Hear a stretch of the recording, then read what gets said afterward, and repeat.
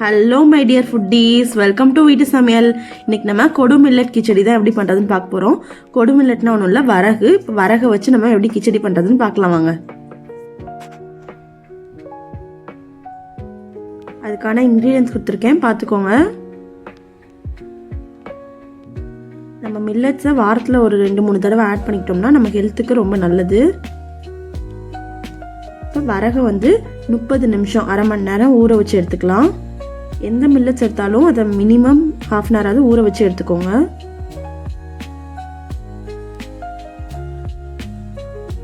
இப்போ நம்ம குக்கரில் தான் செய்ய போகிறோம். குக்கரில் 2 டேபிள் ஸ்பூன் ஆயில் சேர்த்துக்கோங்க.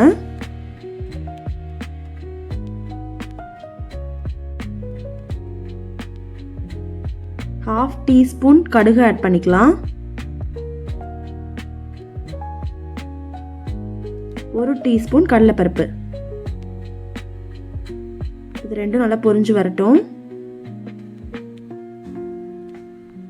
ஒரு பெரிய வெங்காயத்தை சின்னதாக கட் பண்ணி ஆட் பண்ணிக்கலாம்.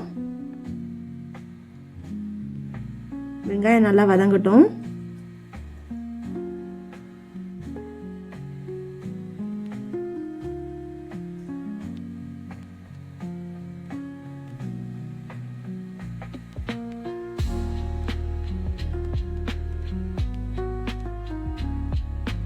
மூணு பச்சை மிளகாவை கீரி ஆட் பண்ணிக்கலாம்.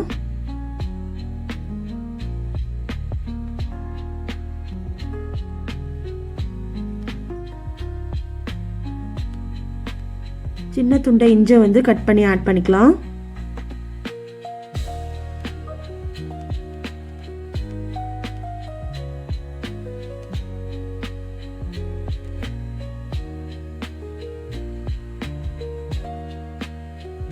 ஒரு கேரட்டை கட் பண்ணி ஆட் பண்ணியிருக்கேன்.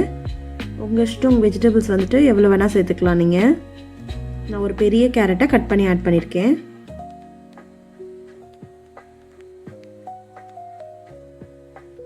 அஞ்சாறு பீன்ஸை சின்ன சின்னதாக கட் பண்ணி ஆட் பண்ணிக்கலாம்.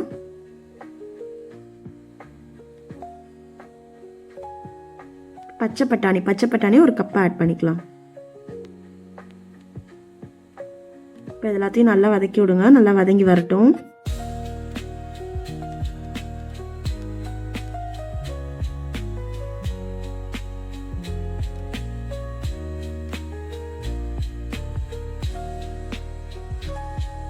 உப்பு தேவையான அளவு ஆட் பண்ணிக்கலாம். நான் 1 ஸ்பூன் ஆட் பண்ணியிருக்கேன். ½ டீஸ்பூன் மஞ்சத்தூள் ஆட் பண்ணிக்கலாம். பெருங்காயத்தூள் 2 பிஞ்ச் அளவுக்கு ஆட் பண்ணிக்கலாம்.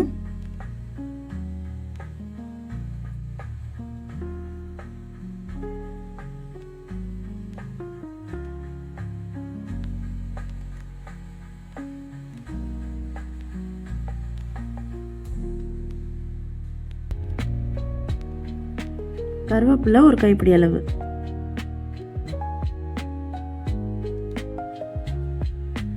எல்லாம் நல்லா வதங்கி வரட்டும்.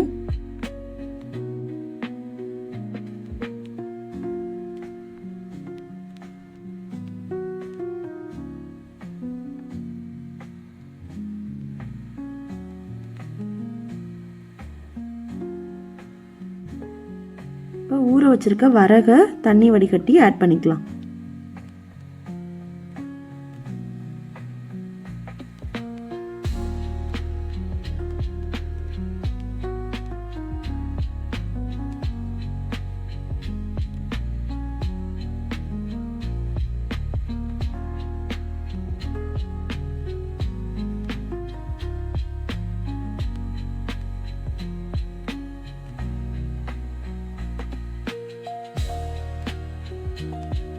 ரெண்டு கப் வாட்டர். எந்த கப்பில் நம்ம வரகை எடுத்து ஊற வைக்கிறோமோ அந்த கப்பில் 2 கப் அளவுக்கு தண்ணியை ஊற்றிக்கலாம்.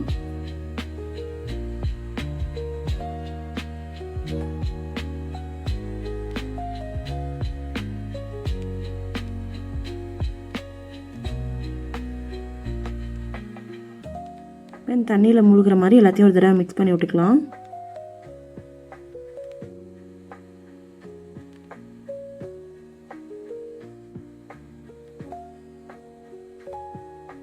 குக்கரை மூடி வச்சுட்டு 5 விசில் வர அளவுக்கு விட்டு எடுத்துக்கலாம்.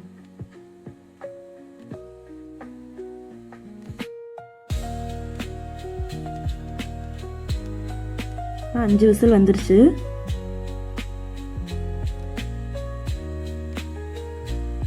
ப்ரெஷர் போனதும் நம்ம ஓப்பன் பண்ணி பார்க்கலாம்.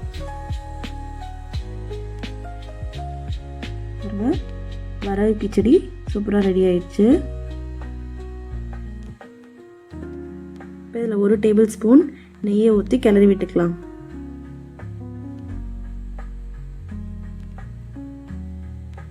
இதே மாதிரி வரகு வச்சு கிச்சடி செஞ்சு நீங்களும் வீட்டில் இருக்கவங்களுக்கு கொடுத்து பாருங்கள். பிள்ளைங்களுக்கெலாம் கூட ரொம்ப பிடிக்கும். கண்டிப்பாக ட்ரை பண்ணுங்கள். ட்ரை பண்ணிட்டு எப்படி இருந்துச்சுங்கிறத கமெண்ட்டில் சொல்லுங்கள்.